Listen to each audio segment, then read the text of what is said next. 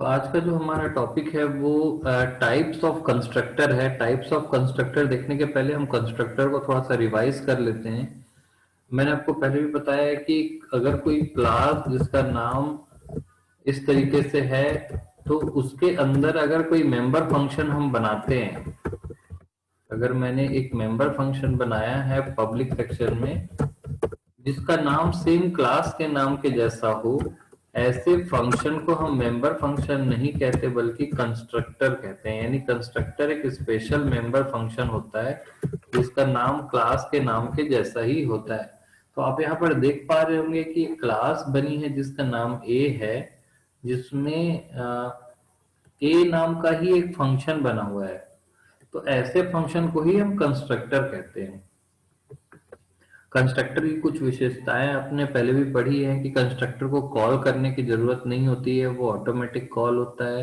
Constructor का नाम same class के नाम के जैसा होता है। कंस्ट्रक्टर को ओवरलोड किया जा सकता है, यानी कि एक क्लास में एक से अधिक कंस्ट्रक्टर हो सकते हैं।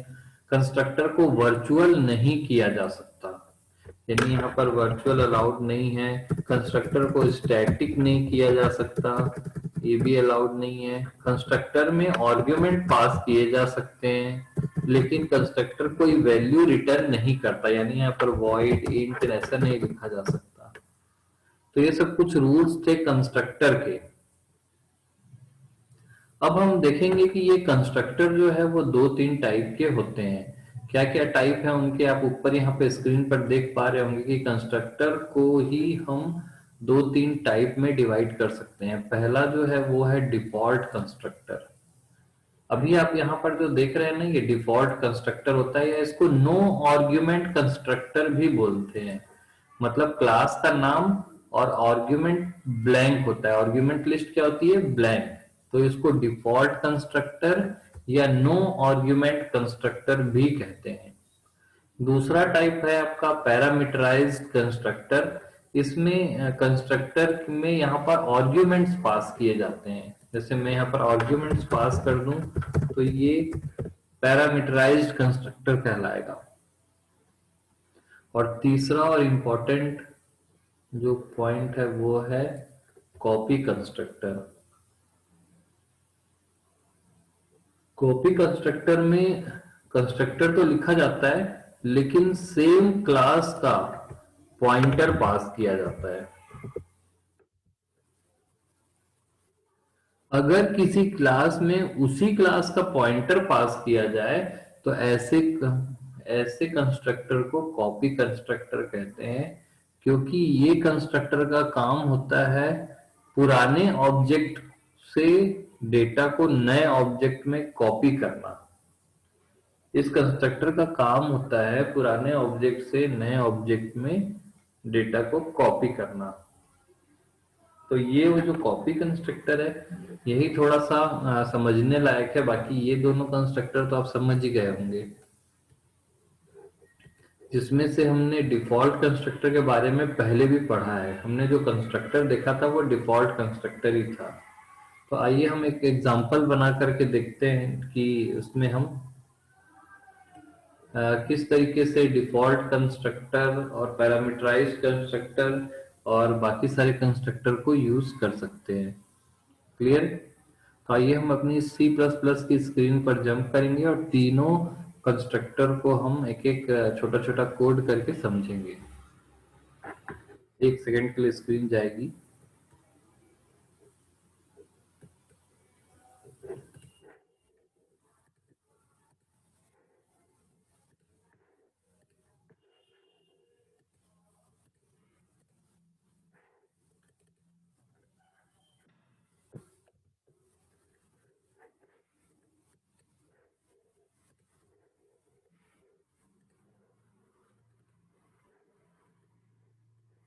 आप यहाँ पर देख रहे होंगे C++ की एक स्क्रीन आपके सामने ओपन हो गई है।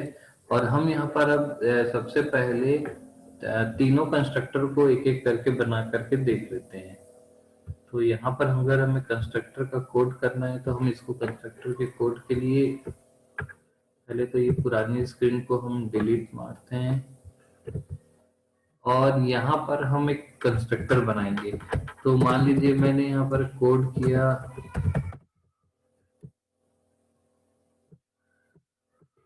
चीजें छुटी हुई है,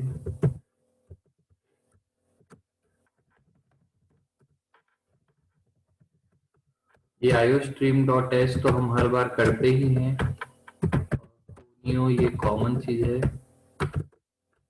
अब मैं यहाँ पर एक क्लास बनाता हूँ कार नाम से। मैंने कार नाम से क्लास बनाई है और इसके अंदर मैं डिफॉल्ट कंस्ट्रक्टर बना सकता हूँ। मान लीजिए मैं यहाँ पे लिखा इंट प्राइस और इंट इंजन नंबर। पब्लिक में मैंने डिफॉल्ट कंस्ट्रक्टर बनाया, कि डिफॉल्ट कंस्ट्रक्टर ऐसा बनेगा और उसकी उसमें कोई भी आर्ग्यूमेंट नहीं रहेगा, यानी कि नो आर्ग्यूमेंट कंस्ट्रक्टर होगा। यानी कि इसमें मैं ऑब्जेक्ट जब बनाऊंगा तो डिफॉल्ट वैल्यू सेट कर सकता हूँ। डिफॉल्ट वैल्यू जो रहेगी मेरी 100 है, मान लो प्राइस जो है वो 100 है और इंजन नंबर जो है वो 999 है। ये डिफॉल्ट वैल्यू है, क्लियर है। अब मैं यहाँ पर डिफॉल्ट कंस्ट्रक्टर बनाया हूँ और इसको मैं शो कराने के लिए फंक्शन बना देता हूँ, void show, ताकि हमें पता चले क्या वैल्यू है। आउट हैंडल, मैं लिख देता हूँ प्राइस इक्वल टू प्राइस, फिर से लिखता हूँ हैंडल और यहाँ पे फिर से हम लिख देते हैं इंजन नंबर इक्वल टू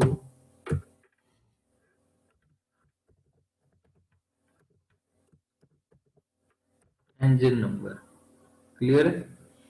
तो अब आगे देखते हैं कि इस कंस्ट्रक्टर का क्या यूज होता है।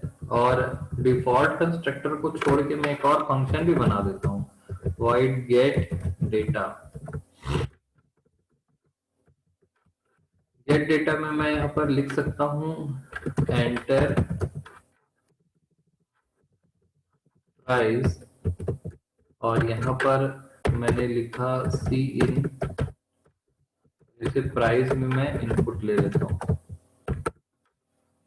दोबारा इनपुट लूंगा एंटर इंजन नंबर।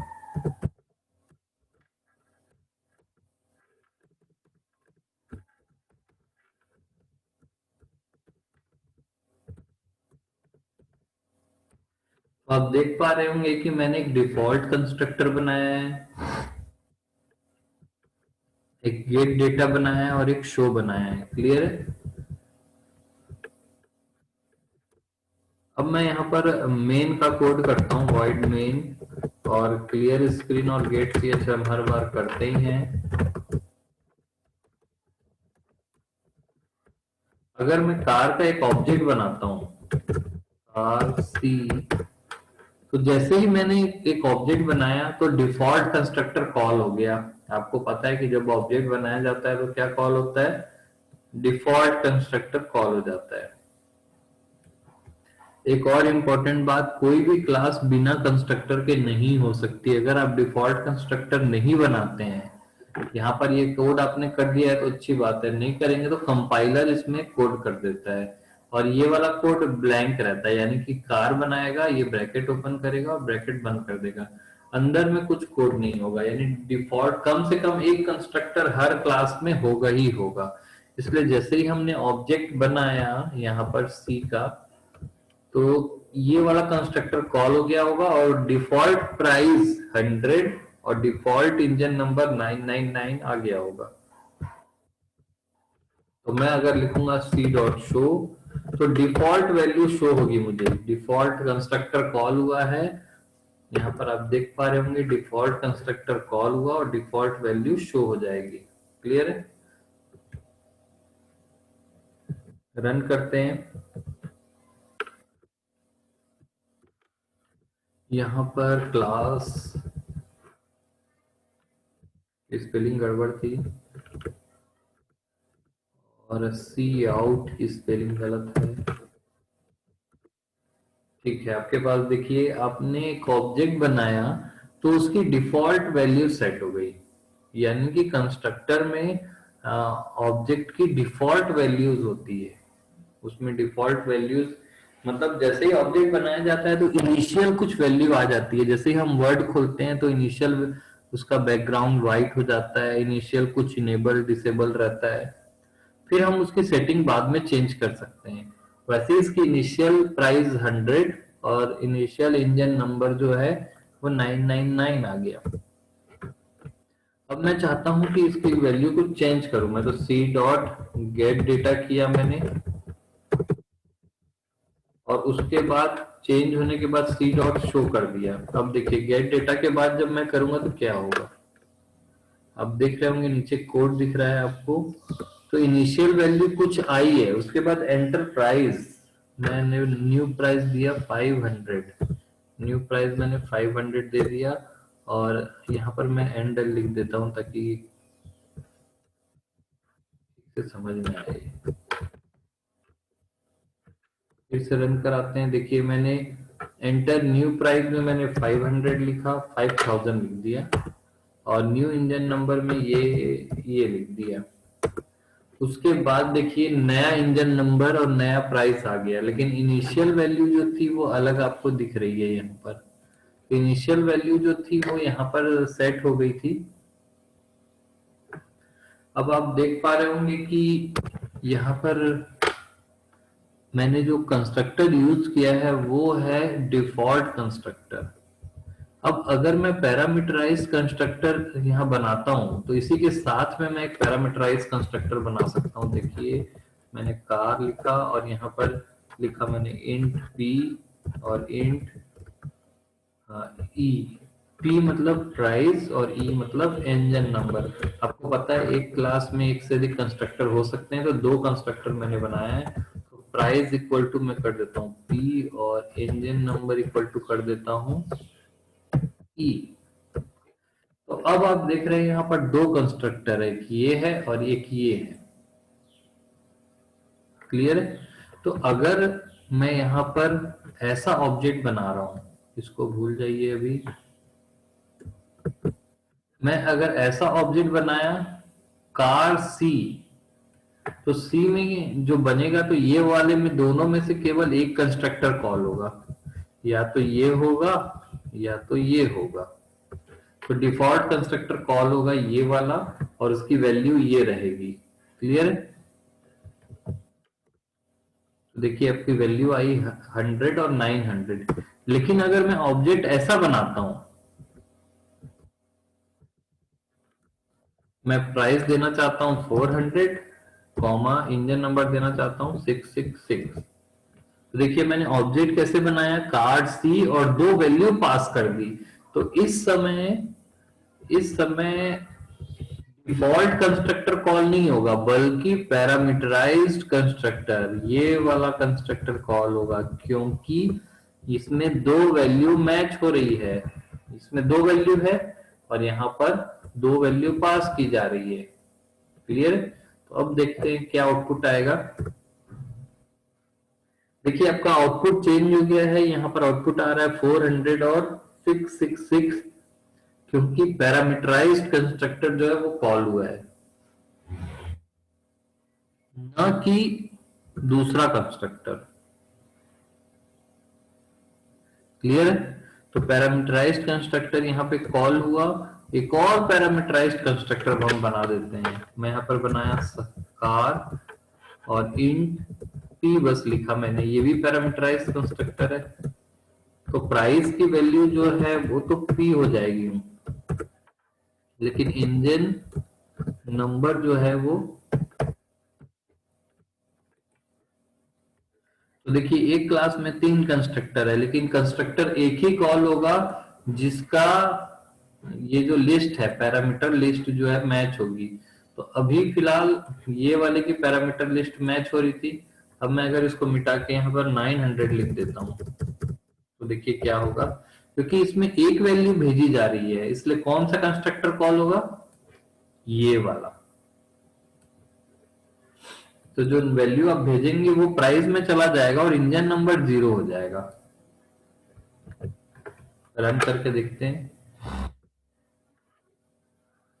ये देखिए, तो आप यहाँ समझ पा रहे होंगे कि एक क्लास में कई कंस्ट्रक्टर है, कौन सा कंस्ट्रक्टर कॉल होगा वो नीचे की कॉलिंग जब ऑब्जेक्ट बनाते हैं उस पे डिपेंड करेगा कि कौन सा कंस्ट्रक्टर कॉल होता है। अब यहाँ पर एक कॉपी कंस्ट्रक्टर एक कंसेप्ट होता है, वो भी हम करके देख लेते हैं, काफी इजी होता है। कॉपी कंस्ट्रक्टर में कुछ नहीं करना होता है, सेम क्लास का ऑब्जेक्ट पास करना होता है। तो इसके अंदर कार है तो कार का पॉइंटर पास करना पड़ेगा, मान लेते हैं एक्स। इसका मतलब है कि एक बॉक्स जो है कार है और दूसरी बॉक्स भी कार है, तो एक कार की जो जो वैल्यू होगी सेम दूसरे बॉक्स में कॉपी होगी। तो यहाँ पर हम लिखेंगे price equal to X dot price, और यहाँ पे लिखेंगे engine number equal to X dot engine. Clear है? मतलब एक एक्स नाम का बॉक्स आया, उसके अंदर प्राइस और इंजन पहले से थी, इंजन नंबर, उसके प्राइस को अपने प्राइस में कॉपी कर लिए और उसके इंजन नंबर को अपने इंजन नंबर में कॉपी कर लिए। लेकिन आप यहाँ देख पा रहे हैं कि यहाँ तो पॉइंटर है तो डॉट नहीं लगेगा यहाँ पर। फिर भी मैं एरर ला के दिखा देता हूँ। दो एरर आया है और इसी लाइन पर एरर आया है क्योंकि यहाँ पर हमने डॉट लगाया है। और मैं यहाँ पे लगाऊंगा ये वाला। अब एरर तो नहीं आएगा लेकिन आउटपुट नहीं आ रहा है क्योंकि हमने कॉपी कंस्ट्रक्टर यूज नहीं किया है, पुराना आउटपुट है। ठीक है, कॉपी कंस्ट्रक्टर भी बन गया। यहाँ पर ये जो कंस्ट्रक्टर है इसे हम कॉपी कंस्ट्रक्टर बोलते हैं। क्लियर है? तो अब देखते हैं कॉपी कंस्ट्रक्टर का रोल क्या है। मैं कार बनाता हूं, कार सी बनाया और सी में एक वैल्यू ले ली मैंने, C dot get data. Clear? और सी में शो करा दिया। अब मैं कार का एक नया ऑब्जेक्ट बना रहा हूं डी, लेकिन डी में मैंने कुछ वैल्यू नहीं ली है, मैंने सी को पास कर दिया। जब मैंने डी डॉट शो करूंगा तो क्या होगा, जो वैल्यू सी में थी वही वैल्यू डी में भी आ जाएगी, क्योंकि सी की वैल्यू मैंने यहां पास की तो सी की दोनों वैल्यू चले गई होगी वहां पर। क्लियर है? अब इसको रन कर